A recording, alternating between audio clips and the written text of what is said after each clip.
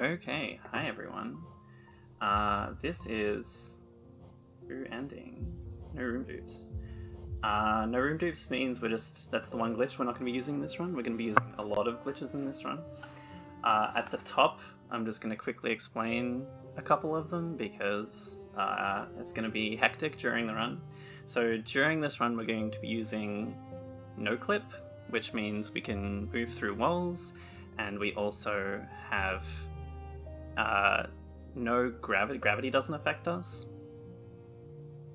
So both of those are very cool. And then the other main one we're using is bench storage, which means the game thinks that we're on a bench, even though we're not. And that allows us to change charms and open our inventory wherever we want, which is very, very useful. So getting started here, though, we're going to make use of a glitch called main menu storage. Sorry for the keyboard ASMR. There we go. So this allows us to dupe our menus. We're going to start in slot 3, that's actually important. And then we're going to load a Godhome file into a normal file. A Godhome file is locked in Hollow Knight's late game area, which is called Godhome. So all you can do in a Godhome file is Godhome, but it starts the game with everything. So what we're going to do is we're going to start a Godhome file, and we're going to start a classic file, and that is going to put the player data from the Godhome file into the classic file. And so we're basically doing a new game plus run. Very cool. Just get through some cutscenes here, and then we're going to do an early control coming into King's Pass.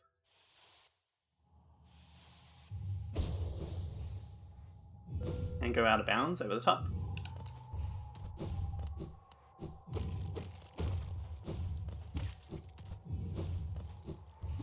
And then we're just collecting soul here. Soul is like mana in Hollow Knight, and we're going to get this bench and we're going to quit out. So this is how we're going to get no clip.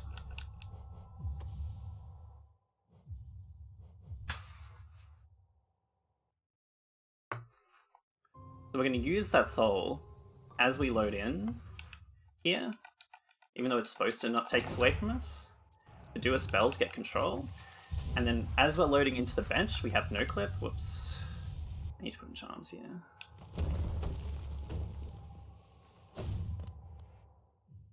I'm just going to do that here and waste some time because I need them. Okay, cool.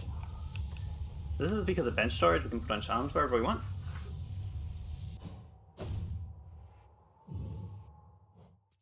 And we can open our inventory there. This is a dash storage, so we store our dash momentum. Because we had inventory storage and we paused, it stores the dash momentum. Just collecting a few essence here. It's probably a few too many actually, but that's fine. Good for some safety. Okay, and so in this run, moving downwards can be a bit of a problem. Because we have no gravity. So we have dive, this is one of our ways of moving downwards. That dive is only safe because we get caught by the water there. And then down dash is the other way we have moving downwards.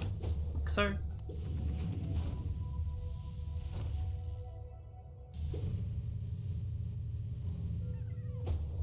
So right here we're going to put a dream gauge. This is to help us escape Monomon because Monomon has an upwards transition. Upwards transitions are scary when you have no clip because if you go through one, you just soft block. So this transition, we would have to come back up through it. And we can't do that. Okay, so we're just doing some movement here to get around Umu. We don't want to activate Umu because Umu will lock us out of this cutscene here with Quirrell. And if we knock out of this cutscene, like I can't do anything right now. If we get knocked out of this cutscene, we have to do it again. And so we don't want to activate Umu. This is our first Dreamer. We need 3 Dreamers to beat the game and open the final boss. And here we're going to do a cutscene skip. So we get some cutscenes after our first Dreamer here. And if we do this, it just skips the cutscene. So that's because we have no clip. we can just down dash into the hazard respawn at the bottom of the thing through the platform, and it respawns us outside the thing. Okay, so now we've lost no clip. So we lose no clip because Dreamgate gives you no clip when you do it, and then takes it away when it completes the Dreamgate. So we're going to abuse that here by interrupting the Dreamgate. No, we're not. Good thing we had some extra essence. Try that one again. So our Dreamgate's still in the same place where we left it, so this doesn't lose that much time. It just gave me a weird thing that it's done a few times actually. But... okay, that's better. I think I'm too high though. Okay, so now we have no clip. We also have invulnerability. Yeah, I'm too high. Okay, cool. We also have invulnerability because Dreamgate gives you invulnerability while you're in the middle of the Dreamgate. And so because we interrupted the Dreamgate at the right point, we both have no clip from it and invuln. Gonna get some soul here. Ooh, that's bad. Let me pogo this. I'll pogo the grub. Just to be nice to the grub. Okay. I do want one more bit of soul here. Cool. Gonna be used for a trick after Hera. Down dash here. There is some faster strats in these rooms that I'm not doing because this is a marathon and they are not particularly marathon safe. Ooh, we got a good height there. We can only do a C-dash if we're like on the ground or the game thinks we're on the ground. So getting the right height there allows us to just get this C-dash through these two rooms.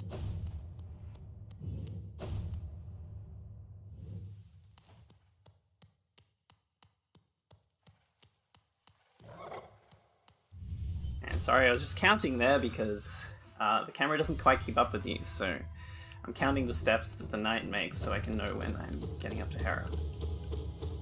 Okay, so we're going to do the same cutscene skip. You see that platform below us?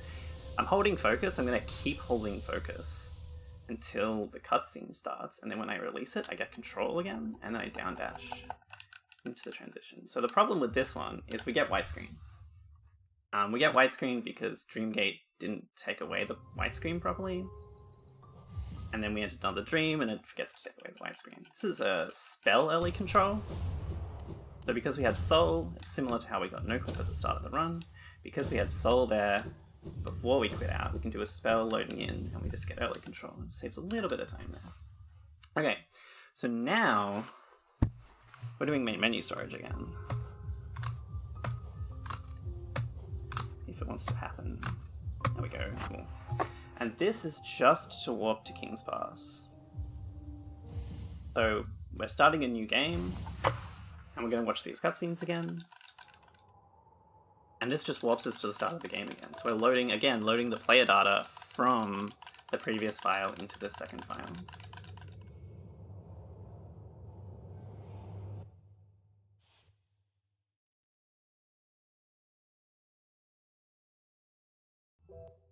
Cool.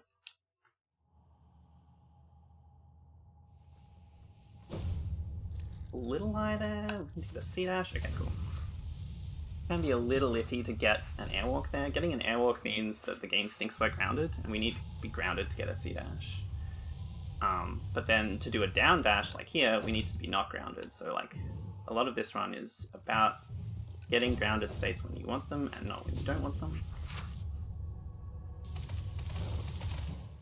Nope, we accidentally entered there. Whoops, I pressed down before Dream now. We're putting a Dream Gate here because we're going to warp back to it after our final Dreamer. And this is a dash storage, so because I opened my inventory during that transition, I have transition storage, and that just means I preserve the dash momentum when I come through there. Ooh, concerning. Okay, good. Okay. It can be very scary when you have no clip, because moving up and downwards can be very scary. We are definitely in this elevator, by the way. Definitely inside.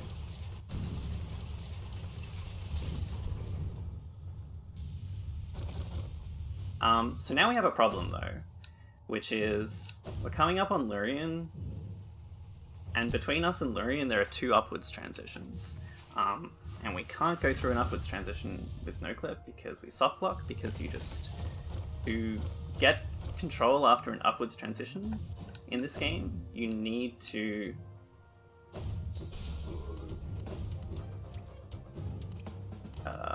please airwalk, please. Nope.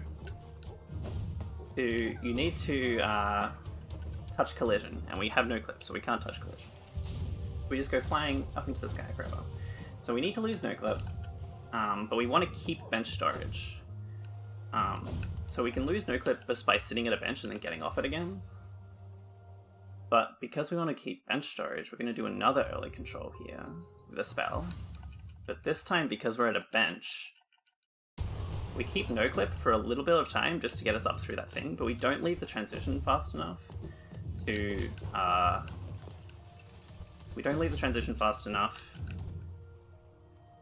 keep it. Okay, this is elevator storage. We stand on the elevator and we hazard respawn. The game still thinks we're on the elevator, so then when we call the elevator here, it's going to push us up through the wall and we get to skip Watcher Knights. So that's the boss over to the right there. And then this is Televator. Whee! And this is Lurien. This is our last streamer. We're not going to be skipping this cutscene because we don't have no clip, which is how we skipped the previous cutscenes. You can skip this cutscene with pause storage, but pause storage is awful, especially in an RTA marathon run.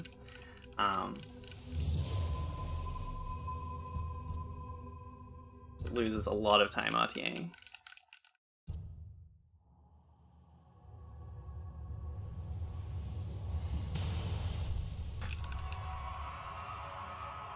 Okay, and now we just have to fight the final boss and Radiance, because this is true ending. So we're going to do a Dream Gate.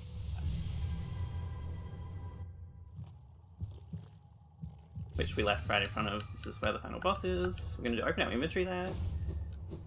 That just allows us to skip the door opening cutscene there. We just get to go straight in. And charms. We're going to be doing some marathon safe charms. Optimally, you do this fight with Fury of the Fallen. Fury of the Fallen is a charm that means that if you're at 1 HP, you do extra damage. But I don't really want to fight this at 1 HP in a marathon, so we're not going to. I'm just going to put on some generally good damage charms and wail on THK here. So one of the goals in this fight, we're not going to use too many spells because we want to build up soul for Radiance, because we're going to do Radiance after this fight. And so if we get to enter Radiance on full soul, then that's really good. Okay, slightly unfortunate. This is self-stab. THK only takes 1 damage from any attack while self-stab is happening, so... and it's also slow, and you can skip it if you get enough damage in. And then he just doesn't do the self-stab, and we just go straight to this.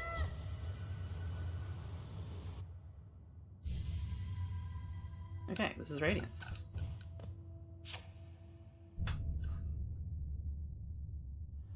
I'm seeing a lot of Hollow Knight people in chat. Hello, everyone. Yeah, room dupes are terrible for marathons, which is why we're not doing room dupes. Definitely not marathon safe, and also impossible to tell what's going on.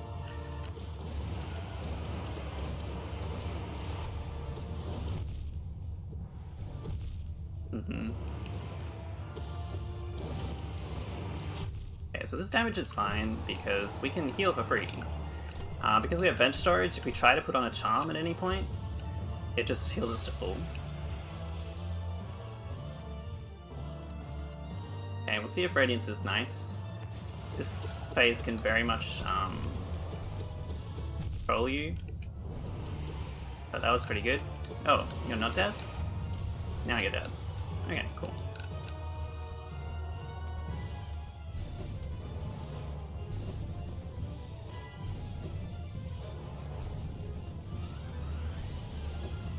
That's Radiance.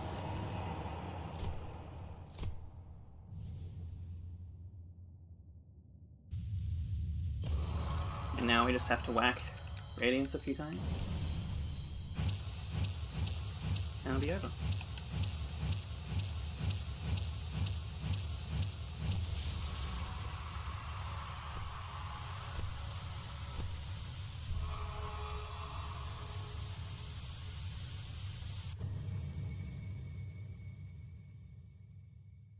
And that's time. Cool. That was a good run. We did not softlock. Crazy. It's very, very easy to softlock in this run. But yeah, thank you for watching, everyone. More awesome runs, I hope. I hope someone submitted something in the tiny amount of time that this run is going on. But more awesome runs to come.